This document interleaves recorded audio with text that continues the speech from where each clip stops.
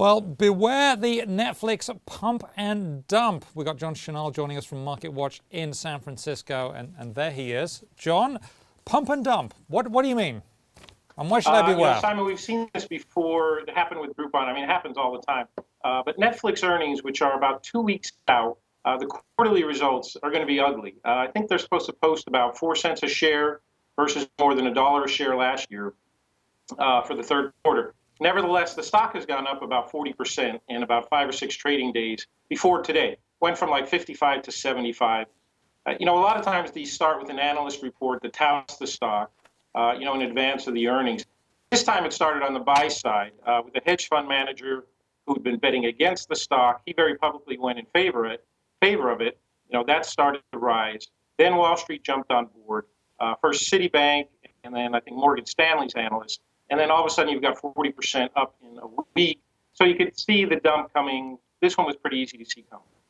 Well, it was easy for you to see coming. I mean, a lot of people had looked at this stock back when it was $300 a share and said, "Oh, it's going to go to 1,000 eventually."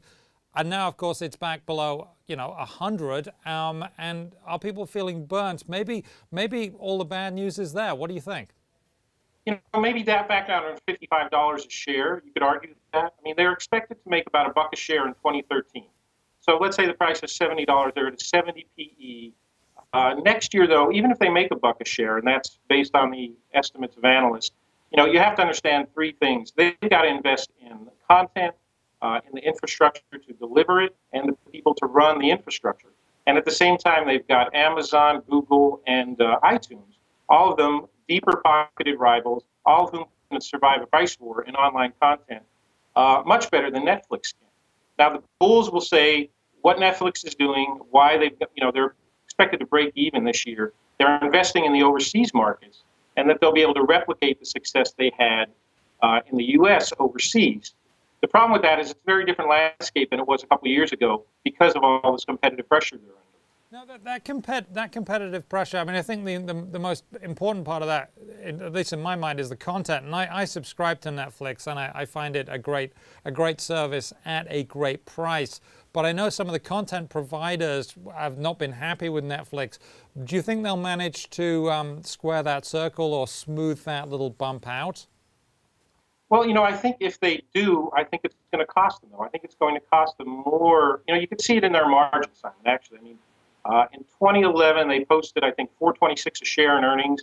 This year, they're supposed to basically break even though sales are expected to be up in the double figures. Why is that? You have to ask yourself. They're having to invest more in the 3 areas I talked about.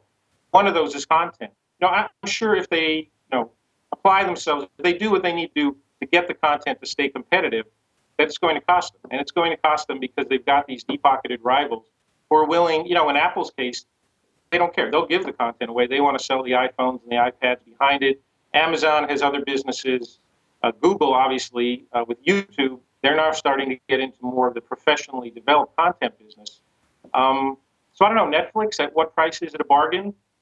At 55, maybe. George Soros was in, we think. At that, we know he was in. We don't know at what price. And other people are getting in. But after a 40% rise in a week and the stock gapping up, you could pretty much see a dump coming. Whether it holds, I don't know. But I wanted readers to understand the stock was going up even though the quarter is going to be a lousy one. Okay, great warning there. And thank you very much, John Shinal, with news on Netflix. And you can read more detail on that on MarketWatch.com.